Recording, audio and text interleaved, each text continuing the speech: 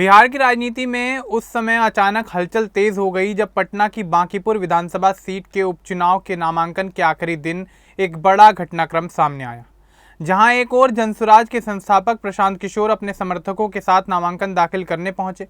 वहीं दूसरी ओर तेज प्रताप यादव की पार्टी की उम्मीदवार वीणा मानवी भी नामांकन प्रक्रिया पूरी करने जिला कलेक्ट्रेट पहुंची।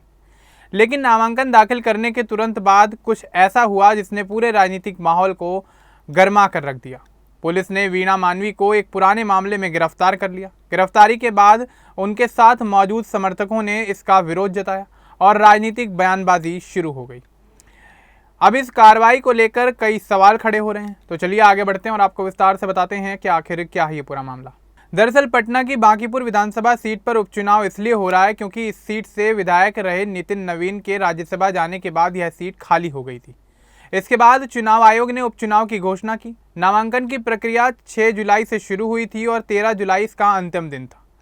चुनाव कार्यक्रम के अनुसार 30 जुलाई को मतदान होगा, जबकि 3 अगस्त को इस चुनाव के नतीजे की घोषणा की जाएगी।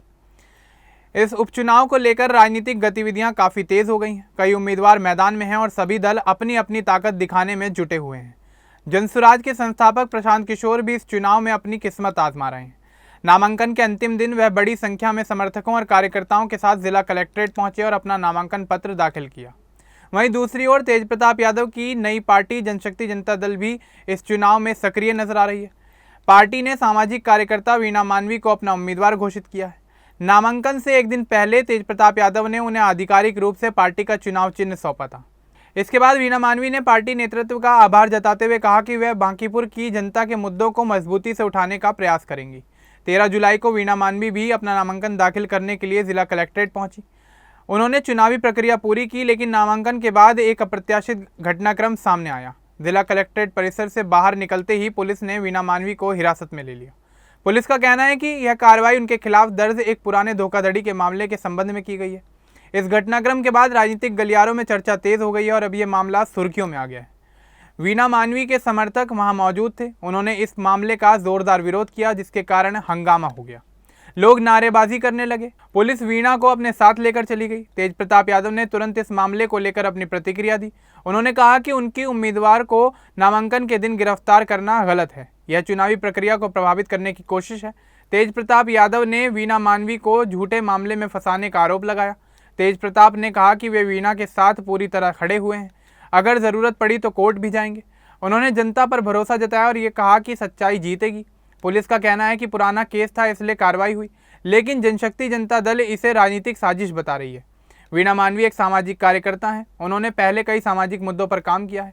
तेज प्रताप यादव ने उन्हें अपना उम्मीदवार इसलिए चुना क्योंकि वे पटना के स्थानीय मुद्दों को काफ़ी बारीकी से जानती हैं। प्रशांत किशोर का नामांकन सुबह हुआ। वे इस उपचुनाव को बीजेपी सरकार पर जनमत संग्रह बता रहे हैं।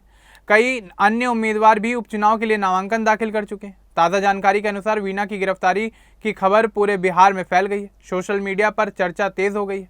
कुछ लोग पुलिस की कार्रवाई को सही बता रहे हैं और कुछ कह रहे हैं कि चुनाव के समय ऐसा करना गलत है।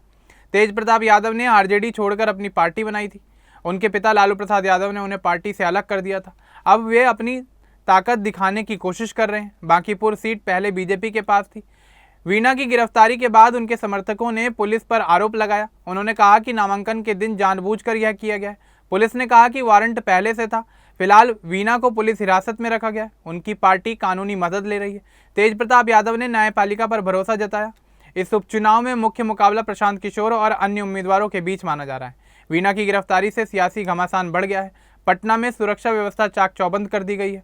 चुनाव आयोग स्थिति पर अपनी नज़र बनाए हुए है। नामांकन प्रक्रिया पूरी होने के बाद अब स्क्रूटिनी होगी। वीणा ने पहले सोशल मीडिया पर पार्टी को धन्यवाद दिया था। उन्होंने कहा कि वे बांकीपुर की जनता के लिए काम करेंगी।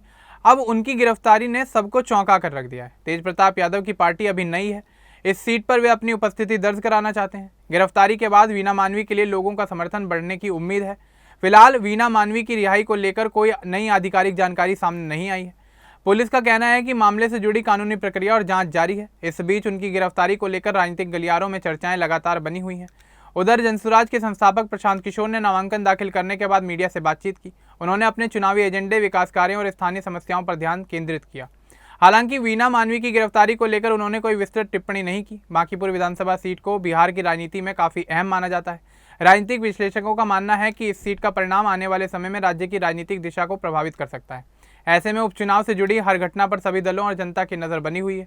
वीणा मानवी की गिरफ्तारी के बाद तेज प्रताप यादव ने इस कार्रवाई का विरोध किया और कहा कि जरूरत पड़ने पर उनकी पार्टी कानूनी रास्ता भी अपनाएगी।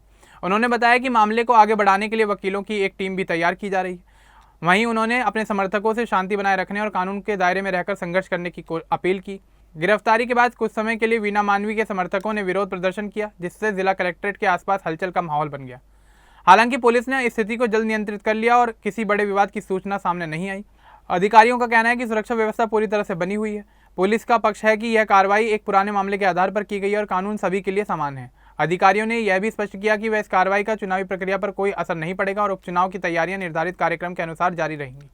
दूसरी ओर तेज प्रताप यादव और उनकी पार्टी लगातार इस मुद्दे को उठाते हुए इसे राजनीतिक रूप से महत्वपूर्ण मामला बता रही है।